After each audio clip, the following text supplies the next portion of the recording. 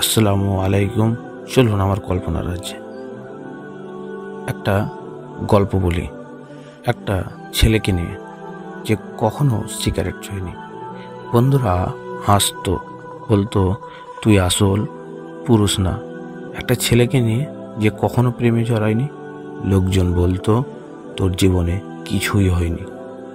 একটা ছেলেকে নিয়ে যে অপমান সহ্য করেও ঝগড়ায় জড়ায়নি।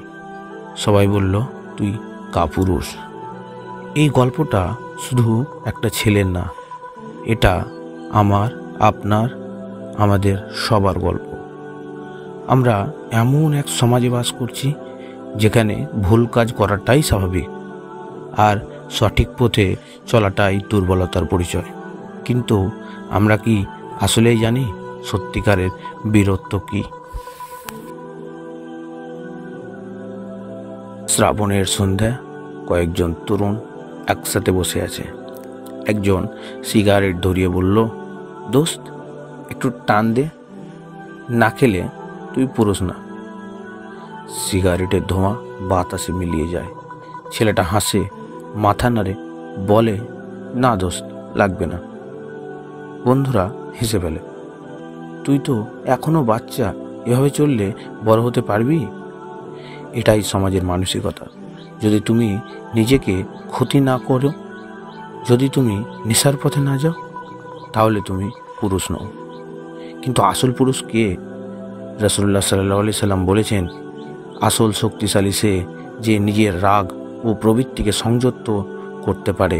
সহিহ বুখারী 6114। ওমর ইবনুল খাত্তাব রাদিয়াল্লাহু তাআলা ছিলেন ইসলামের অন্যতম সাহসী মানুষ।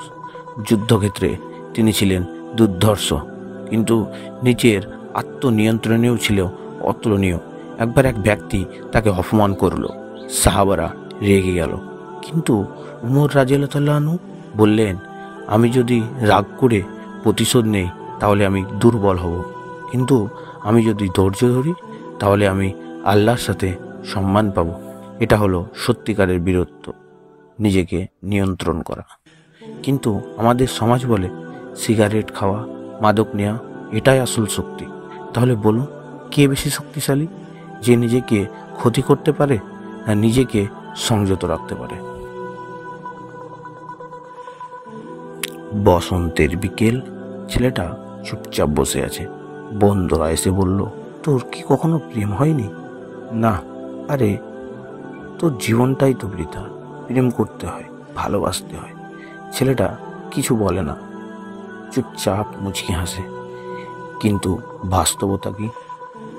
প্রকৃত ভালোবাসা হলো পবিত্র, কিন্তু আজকের সমাজ ভালোবাসাকে খেলায় পরিণত করেছে। যখন কেউ তার নীতি ও ঈমান বজায় রাখে, তখন তাকে বলা হয় তোর জীবন কিছুই না। ইউসুফ আলাইহিস সালামের ঘটনা মনে আছে?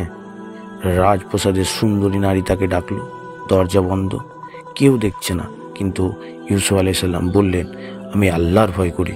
সূরা ইউসুফ 33 নম্বর আয়াত। আজ যদি ইউসুফ আলাইহিস সালাম আমাদের সমাজে থাকতেন, তাহলে লোক বলতো, তুমি তো কাপুরুষ, এত বড় সুযোগ মিস করলে, নাউজুবিল্লাহ।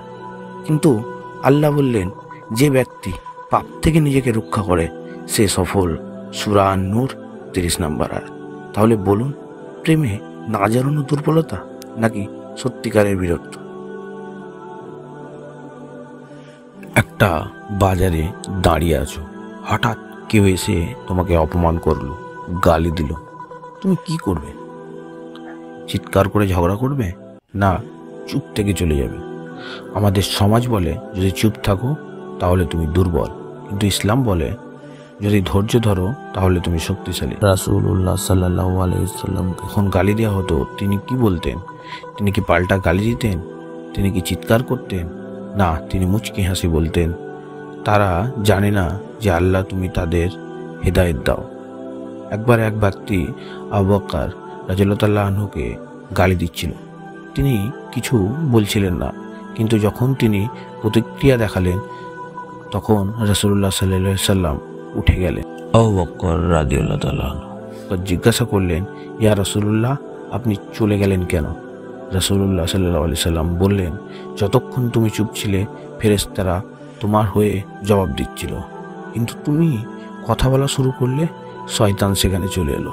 তাহলে বলুন, আসল শক্তি কি? প্রতিশোধ নেওয়া নাকি ধৈর্য রাখা?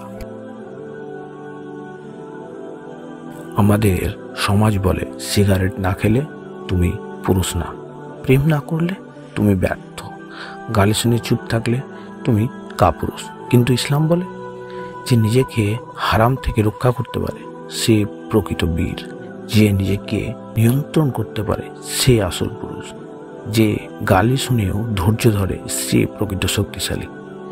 কিন্তু আজ প্রশ্ন একটাই, তুমি কোন দলে? সমাজের ভিড়ে হারিয়ে গেছ নাকি সত্যিকারের বীরত্ব দেখিয়ে নিজের নফসকে জয় করবে? এটা সেই মুহূর্ত, চিন্তা করো, সিদ্ধান্ত নাও।